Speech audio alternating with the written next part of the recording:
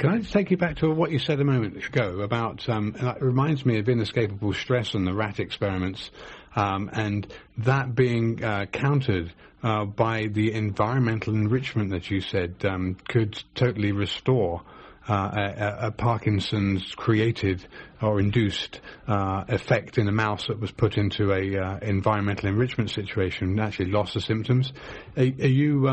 I know that one does not directly causatively cure the other, but you were saying here that there's a link between environmental enrichment and the progressive replacement of what can we call it? Something substantially good that offsets the negative effects of the inflammation, the degradation, the slowing of the bowel, endotoxin release, etc., reabsorption, and that this is a definite key feature.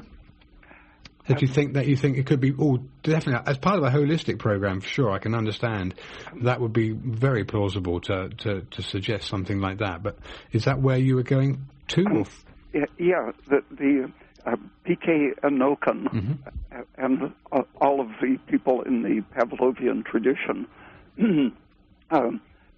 see a global event or process in the brain that they call the acceptor of action.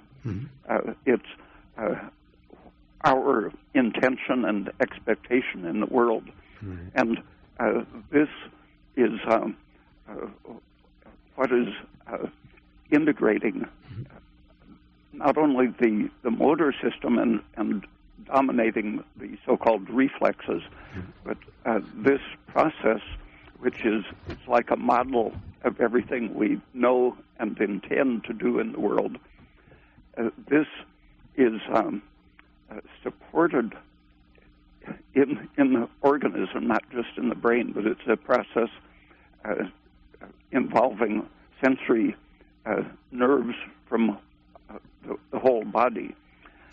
And this process in the brain, it sort of during daytime, at least, it's based on our inner ear balance system, the vestibular system, and this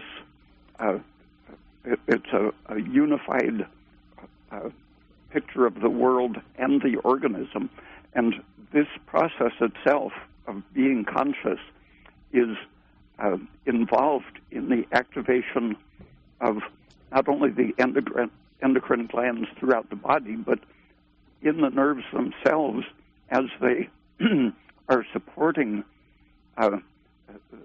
this model of the world or acceptor of action in the process of metabolizing to be conscious. They are making changes internally that involves, for example, synthesizing, turning energy substances, sugar, for example, into cholesterol, and turning cholesterol into pregnenolone, right? In the nerves, for example, of the substantia nigra.